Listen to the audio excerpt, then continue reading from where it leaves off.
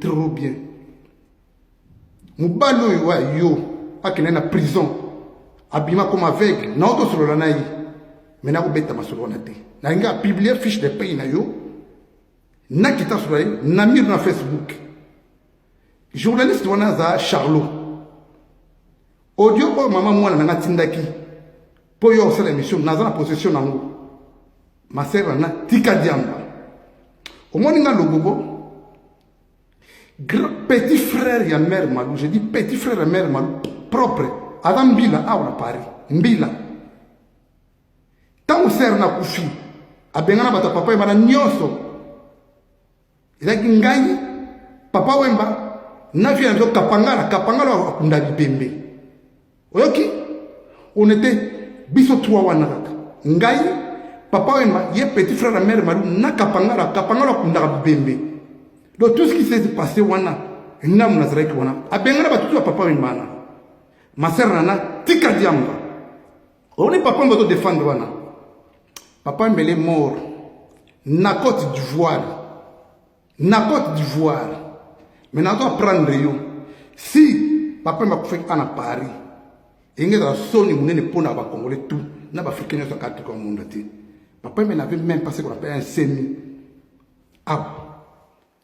Tant qu'on a un hôpital, c'est comment naïe. À côté d'un hôpital, na mikanda batu. Donc ça, on fait à Paris, on a fait un combat chungu wemba dioté. On a fait un combat nan. Point d'interrogation. On a beaucoup de combat mutango. Je connais papa wemba. Yo papa wemba te. Et mère yemo mère va contredire dans le baté. On est papa wemba na papa wemba wana. Akufa. Na compte bancaire naïe. Jou papa ma kufi. Atika même pas 300 €. Na compte bancaire naïe. Papa il avait 38 enfants. 38. À Koufa, mon Koufa, il y a même pas 300 $ dans le compte. Donc, bon, je dois 300 $ divisé par 38 enfants. Au reconnu. Moi, je dois combien comme héritage. Quand je parle de zéro fainéant, c'est quoi? Na lingi batunyo so banane papa wemba. Oh, tout, papa m'a bébé c'est biso tout wana. Ba comme conscient vis-à-vis, il y a lié papa wemba.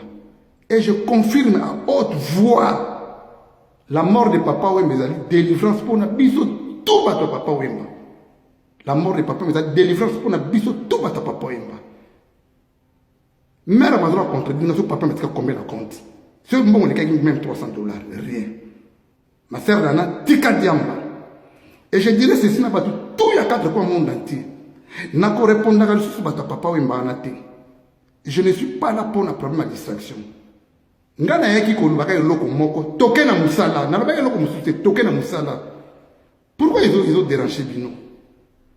Comment tu peux oser moi si moi me la diamba ba tout na Paris ba yebio mo me diamba ko yo leka o sala ba vidéo autour de moi. Est-ce que moi j'ai cité ton nom? Et problème va s'appelle. Il y a problème va s'appeler un problème na yo te tika diamba. Et ba tout ba autour de toi ba ko tinda ko lo ba komba lo bobo. Aujourd'hui zéro. Au niveau de l'ONU, zéro fait une commis.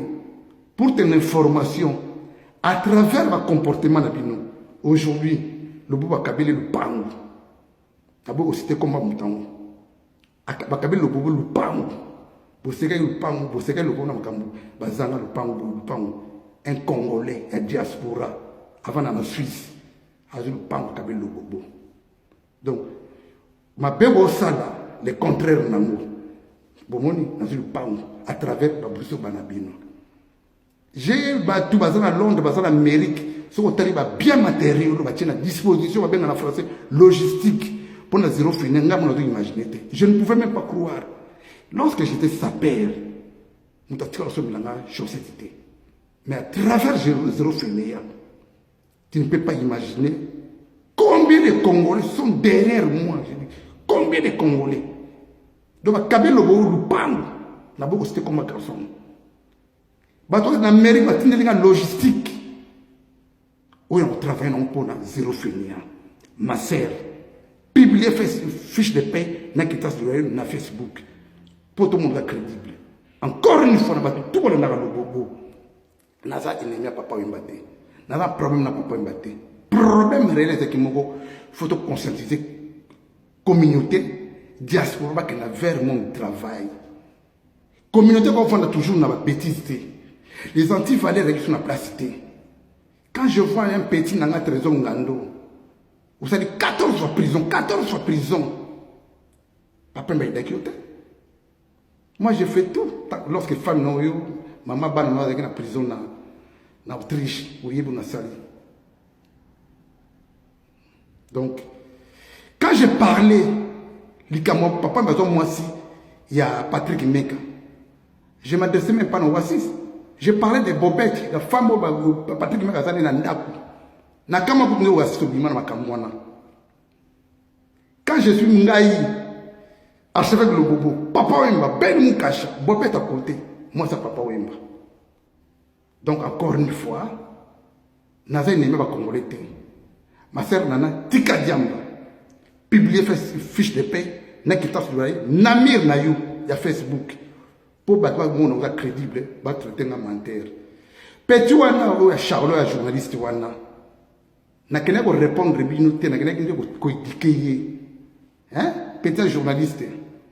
Celle-là, bateau, émission, il y a 2 minutes. Il y a peut-être devoir, il y a verbe, venir. Pour battre le Tarabiso, venant. Venez les anani. Ils participent, présent verbe venir. Et participe passé dans le venir. Il n'a pas de devoir, journaliste, soi-disant. Celle-là, va trouver conjugaison verbe venir. Merci, zéro fini. Je vais répondre à ce que T. Nga, na senga, bandeko, vous soutenez zéro fini. To cotiser, moi, mbongo, va trouver la possibilité de la gana, Western Union, MoneyGram, pour notre action, mon aîné, le 25 décembre, le 31 décembre, na Kinshasa. Encore une fois, zéro fini en marche, zéro fini en marche. Merci, Nabandou, pour la vidéo.